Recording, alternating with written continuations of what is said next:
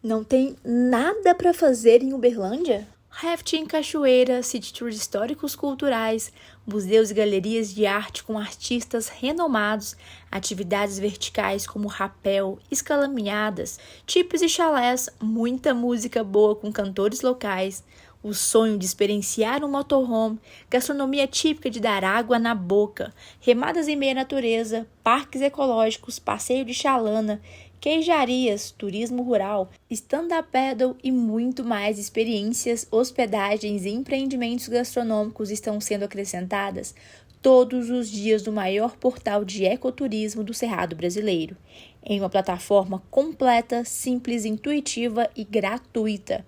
Acesse, todos os dias temos novidade. Planeta Cerrado, o melhor de Uberlândia está aqui. Nos mundanos da vida reservados pra você.